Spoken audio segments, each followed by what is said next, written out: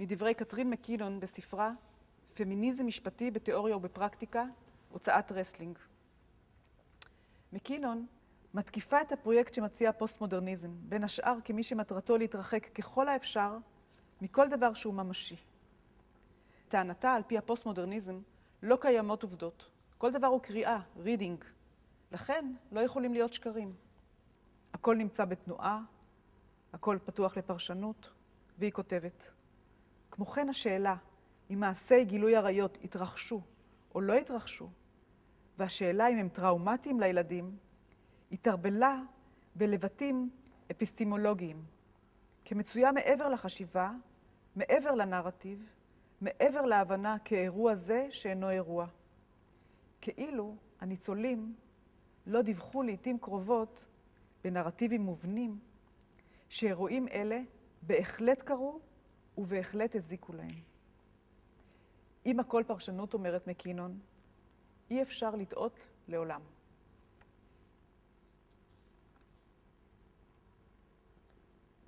אתי, את ישנה? נשים שוכבות. תראי, היית מכוסה. מה את חושבת? מה את חושבת?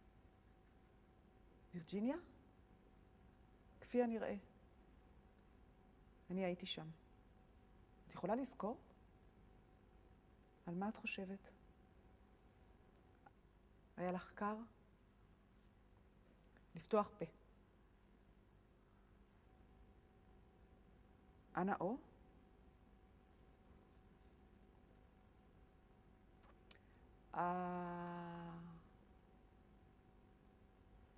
סיפרת לרופא? והרגליים שלך? על מה את חושבת? נשים שוכבות. מה הן עושות שם? שוכבות בין ערות לשינה, חברות, עבודות. קר להן. על הבטן, על הגב. את ישנה? קר לך? יודעות, לא יודעות, מותקפות, מונצחות מבעד למבטם של צלמים לא ידועים, באלבומי משפחה, בידי ציירים חובבים, בתמונות של טסטים פסיכולוגיים, מחוברות לספה, לאורך כל ימי תולדות האומנות. והפסיכואנליזה? הסתכלת לאחור? אופליה? כשהייתי ילדה קטנה, הלכתי ברחובות, יד ביד עם אמי.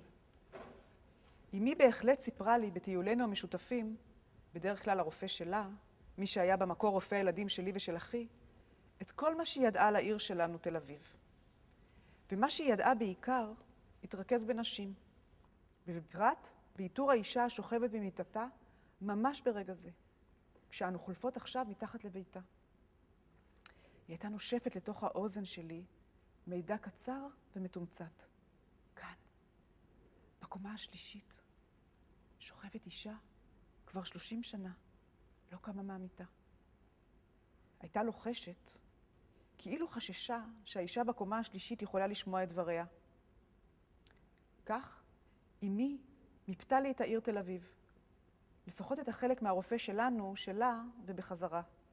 בין הרחובות יהודה הלוי, המגיד, אנגל, שדרות רוטשילד, אחד העם, מה זה, נחמני ושדרות בן ציון.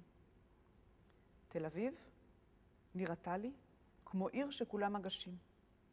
מגשים עם שכבות של נשים, שוכבות בקומות שונות, משוררות, חולות, משוגעות, ולצידן לא פעם בת מסורה, עבדית, שאינה מורשת לצאת מן הבית.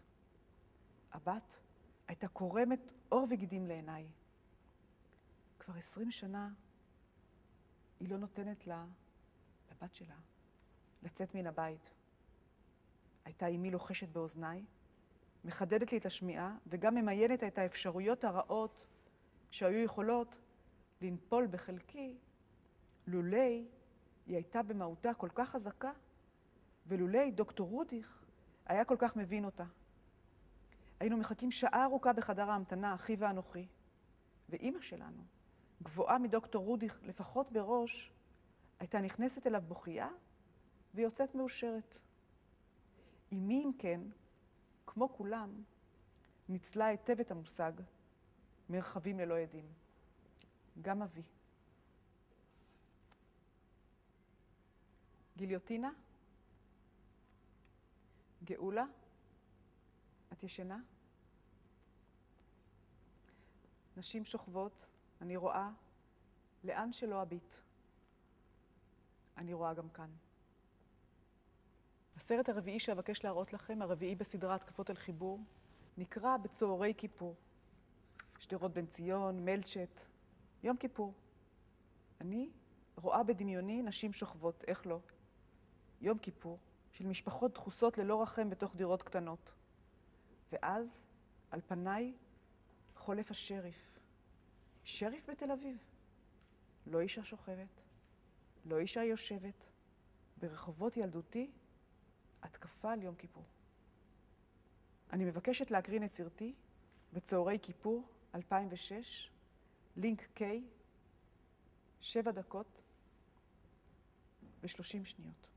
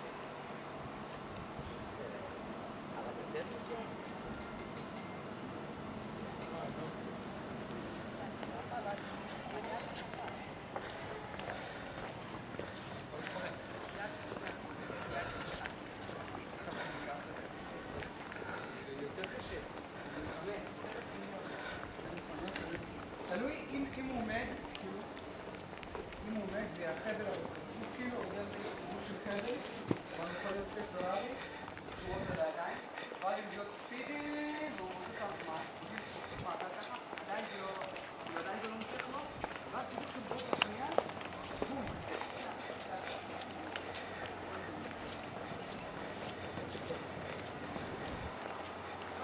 הלו.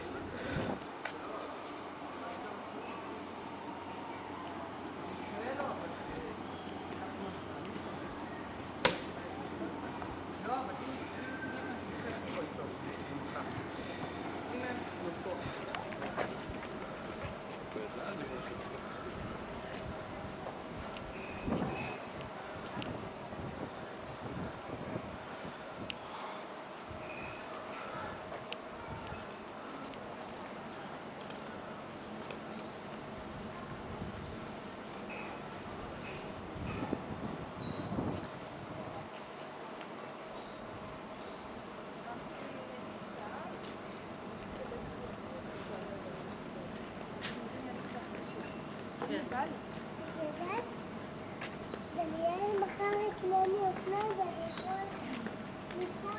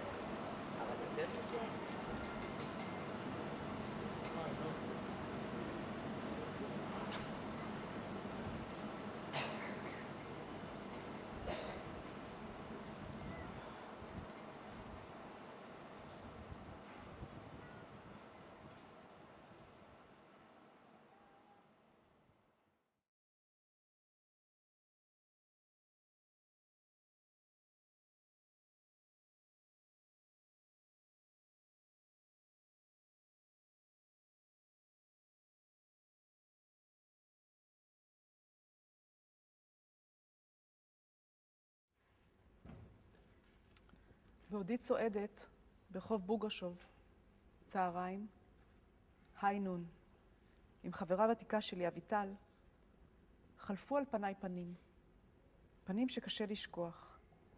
מישהו בסמלה שחורה והוא מתקיף. הוצאתי את מצלמת הוידאו שלי והכנסתי קלטת לתוכה. הלב שלי דפק בחוזקה. אביטל לצידי. הפעם יש עדה במרחב. וכל הנשים השוכבות, שכבות, מקשיבות.